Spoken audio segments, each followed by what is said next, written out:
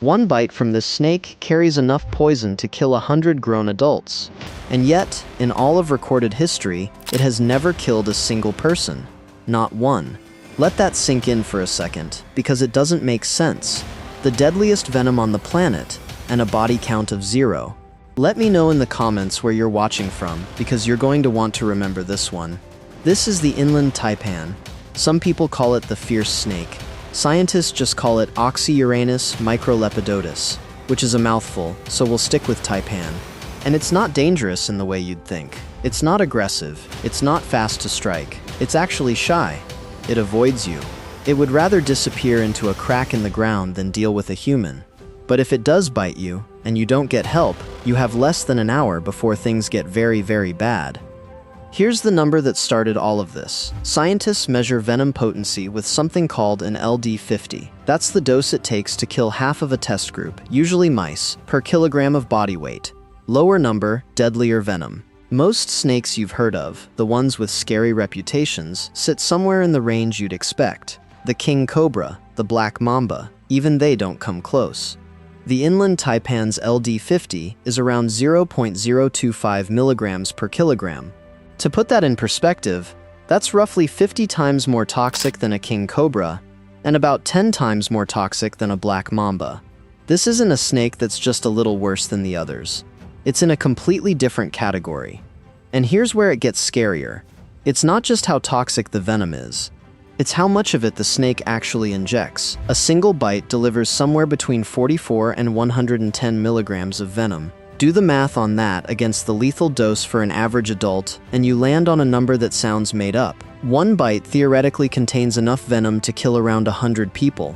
Some estimates push it even further, up to 250,000 mice from a single bite. So why has nobody died from this thing?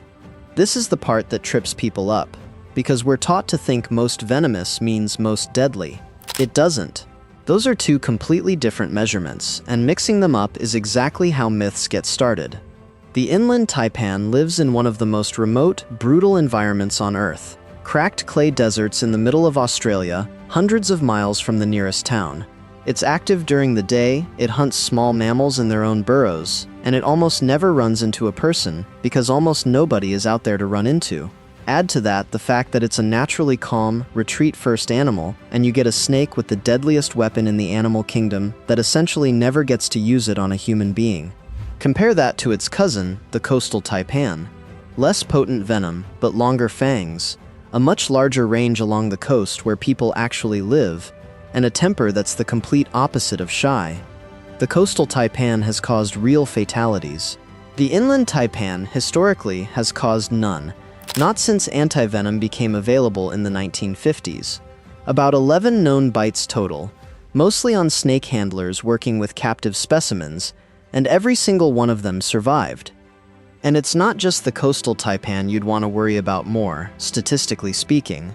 The eastern brown snake, a much more common species across farmland and even suburban edges in eastern Australia, causes more snakebite deaths than any other species on the entire continent.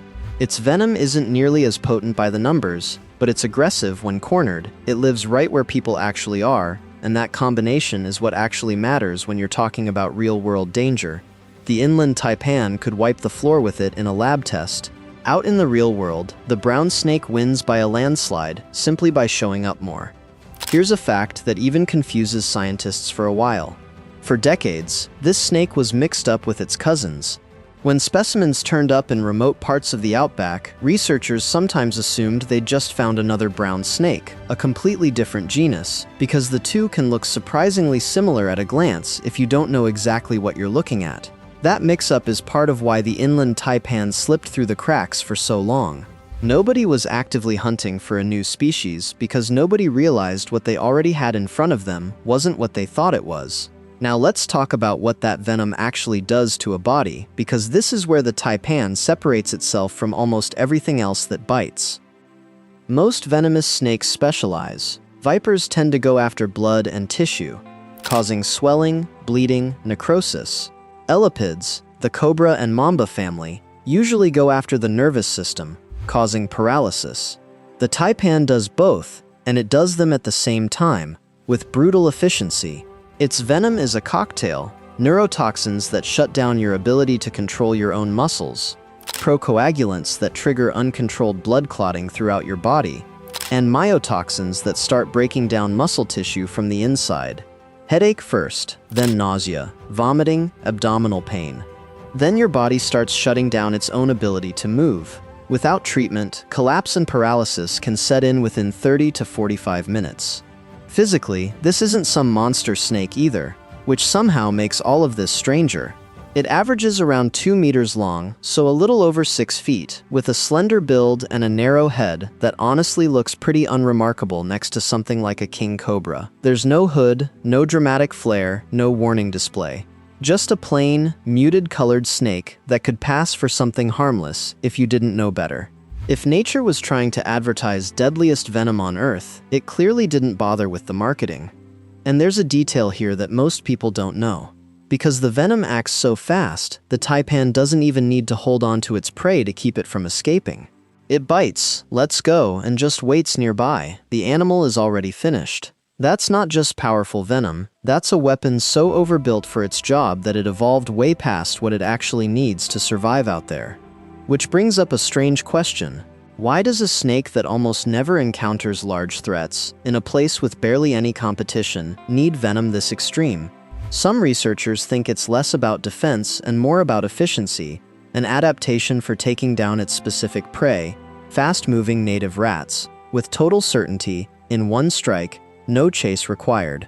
Long-haired rats out in that desert country can move in huge numbers and disappear into burrow systems in seconds, so a snake that has to chase down a bite that only half works isn't going to eat very often. Evolution seems to have solved that problem the same way it solves most problems, by overcorrecting until failure isn't an option anymore. It's not built to kill you, you're just collateral if you're ever unlucky enough to get in the way. Here's a piece of its history that sounds almost too strange to be real. This snake was essentially lost to science for 90 years. It was first described back in 1879, based on a couple of specimens, and then nobody could find another one in the wild for almost a century.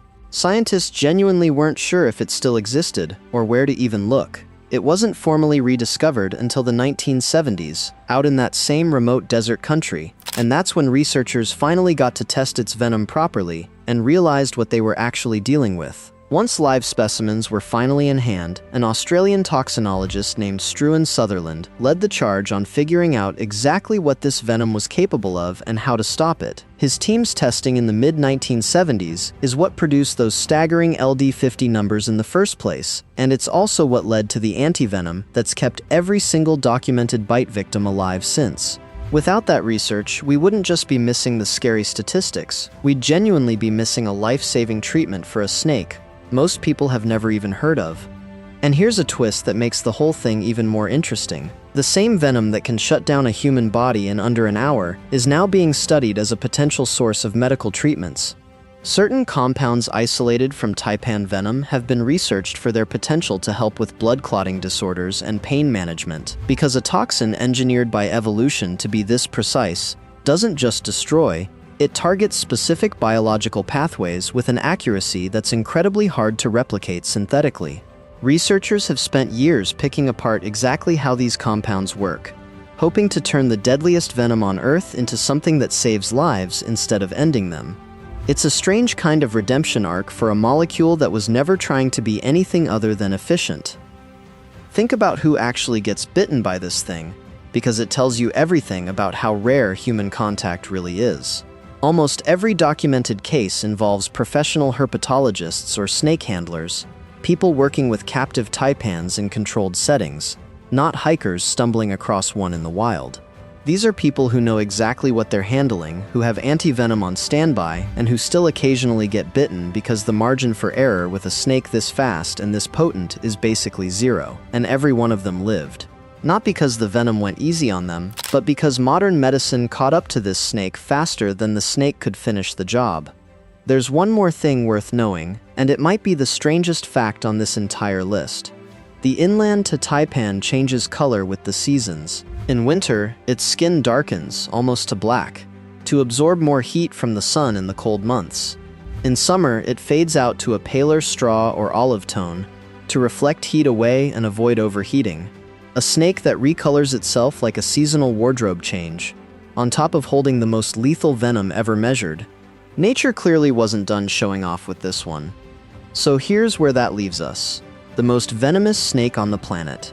Enough poison in one bite to kill 100 people. A weapon so extreme it arguably didn't need to evolve this far. And a body count, after over a century of contact with humans, of 0. Meanwhile, more people in Australia die every year from bee stings than from any snake bite at all, taipan included. That's the difference between venomous and dangerous. One is about what a creature is capable of, the other is about what it actually does. And almost every time, we're scared of the wrong one. It's the same reason people panic about sharks, but never think twice about the vending machine that's statistically more likely to kill them, or worry about flying, but happily speed down the highway every single day. Our fear response isn't calibrated to actual risk. It's calibrated to how dramatic something sounds, and nothing sounds more dramatic than the most venomous creature on the planet. But maybe that's exactly why the inland taipan deserves more respect, not less. It didn't earn its reputation by being reckless or aggressive. It earned it quietly, out in a desert most people will never set foot in, evolving a weapon so extreme that scientists are still learning new things from it decades after finally getting their hands on one. It's not a villain.